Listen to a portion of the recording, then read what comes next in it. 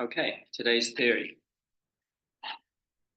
So, firstly, well done for showing up and arriving today.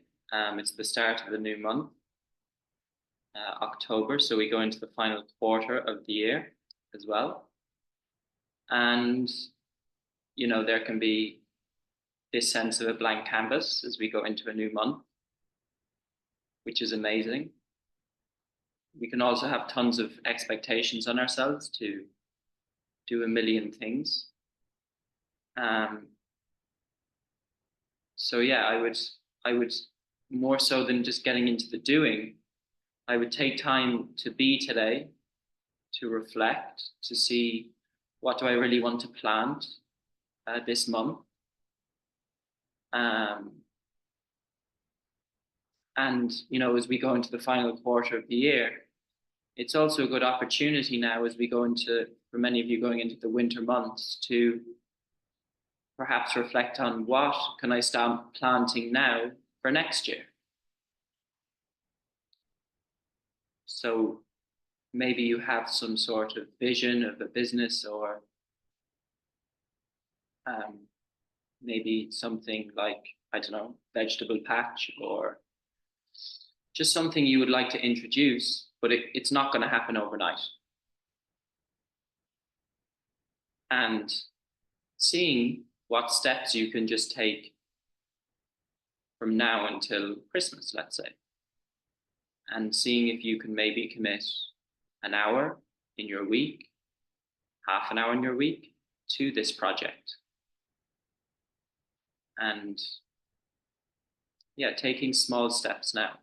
It doesn't have to be like major, but you can just begin to take small steps now in that direction. So yeah, that's the first thing. And yeah, then just in terms of today, talking about this shift from resistance to acceptance. So this, for anyone who has ever done my courses before, knows this is it's a predominant shift in my life. It's probably the thing that that caused so much suffering in my life was non-acceptance. And I read in a book, it's not close by now, but it was actually for people who experience, pain, like chronic pain, in the way that I did, and in the way that many do. If it's just constant pain as an experience within you, the message is that resistance is futile. And I just laughed when I saw that, because I remember saying to a friend a couple of years ago that I didn't really I didn't really understand why I experienced so much pain. But I said to her, I said, I think my only lesson is just to accept things the way they are. I think that is, and to just stop resisting. And I think that's it's why I share it so much as a teaching. It's because it's so relatable into my own life. And yeah, just resisting the way things are. So something happens in life and we have that inner no to it. It's like, no. It's like, I don't want this to be happening. It shouldn't be happening this way. But in reality, that's the way things are. And the opportunity is to be okay with that. Our power isn't in controlling circumstance. It's in our response to circumstance. And it's beyond that, it's also our response to our response. So if we do go into, so firstly, the opportunity is to be okay with the way things are. Now, if you're not okay with the way things are, and you can notice the tension and the contraction in your body and the busyness in the mind and the resistance, it's then to embrace that as your experience. It's an inner yes to whatever your current experience is inwardly. So pain arises. Can I be okay with that? As I said today during the body scan, can you allow it to be there? And that's where your power is. So Yeah, shifting from resistance to acceptance. And I think, we speak about disease a lot, and many of us look at it from the purely physical point of view, right? But we've done the koshas, and as we go deeper into the mind, if the mind is in a complete state of unease, so if it's constantly in that state of resistance, you could also say that it's not okay with the way things are. It's not accepting the way things are, and there's also unease. So there's no acceptance of the flow of life. And when there's unease in the mind, it eventually will manifest as dis-ease in the body, because dis-ease, dis means lack of. So it's even in the word, it gives us a clue. Dis-ease, lack of ease. So anywhere we are lacking ease in terms of the way we relate to ourselves, life, other people, this is the catalyst to us experiencing dis-ease in terms of symptoms in the body. And I'll always, people who say, oh, I just got this overnight, it's just inaccurate, right? There's no disease that just happened in an instant. There's an accumulation phase. There's 4 stages before we even notice the symptoms. And one of the stages is accumulation. This is one of the stages of disease, according to Ayurveda.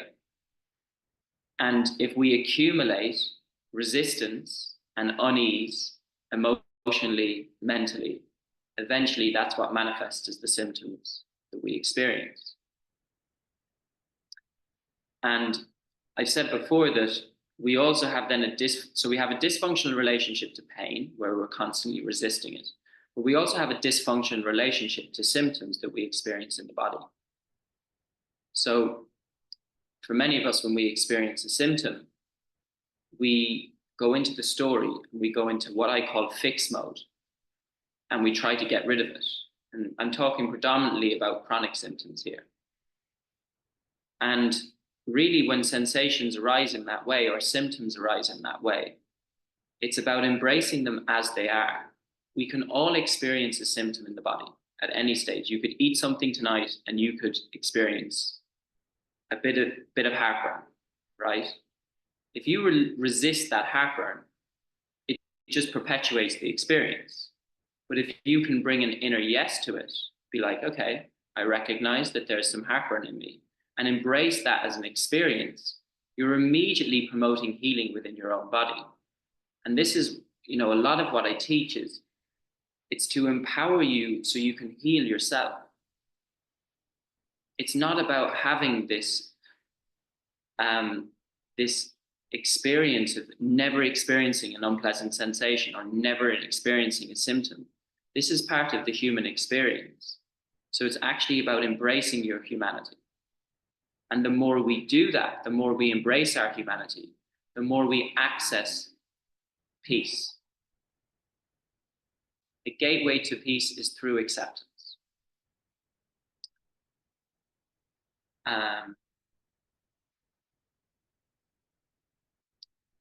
And like I said, I can relate it into my own journey of just an accumulation of resistance over time, an accumulation of suppressed emotions, an accumulation of thinking my life should be different, thinking things that happened were wrong, blah, blah, blah.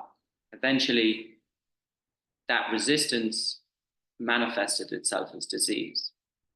But the good news is when we start to do these practices like meditation, we can become aware of our thoughts, emotions, digest our emotions. That promotes healing within the body. So this is our opportunity. This is why we're in this beautiful space together. It's this simultaneous experience of realizing who we truly are at our essence as a timeless, boundless, formless being, and also embracing our humanity as well. So a great practice is you experience, like this is how we practice meditation off the mat. It's you to practice non-reaction to thoughts and sensations that arise. So during your day, thoughts can arise, sensations can arise.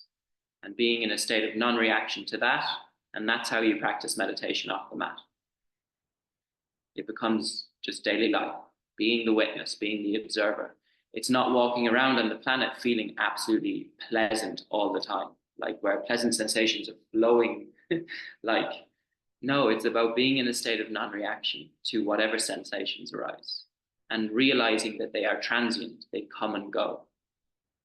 And this is, something that I shared in the last group. I did a Vipassana training, or not training, a course for 10 days where we meditated for 11 hours a day, 10 days in a row. And this is Buddha's final technique, Vipassana. It's his final technique.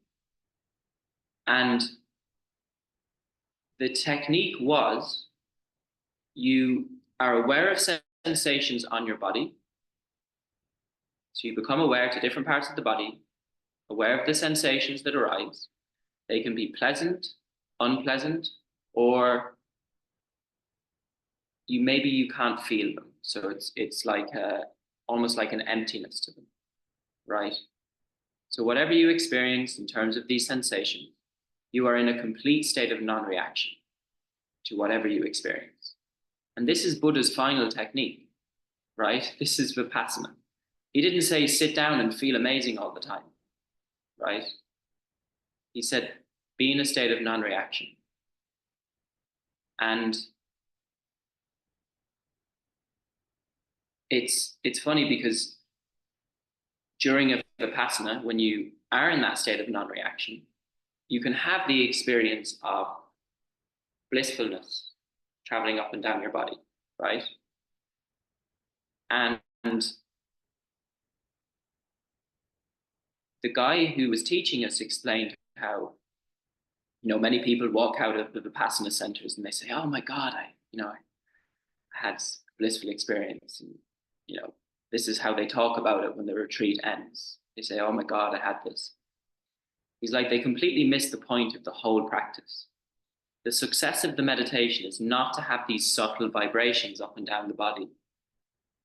The success is whatever you experience, whether it's a pleasant or unpleasant sensation, you are in a state of non-reaction. That is the success of the practice. And I think that tells a lot, because even within the, I experience pleasantness, right? I experience a pleasant sensation. If I am now attached to that, it creates suffering. Because now that's what I want. I want to feel that way. And then I feel unpleasant. I don't want to feel that way. And this is where craving and aversion comes in, right? So an unpleasant sensation arises and we say, I don't want that. I want that to go away. I want that to stop. Pleasant sensation arises. Oh, I like that. Oh, you can stay. Actually, I want you. I'm going to hold on to you. And then we crave it when it passes. So really the beauty and the art of meditation is to just be the witness, to be in a state of non-reaction. And when you notice yourself throughout your day, maybe feeling upset, stressed, overwhelmed, in that moment, just to embrace that experience as it is. And that's the art of practicing meditation off the mat. It's not about feeling good all the time. I think that's it. I did have something else to say, but it's left me. We'll see if it comes back.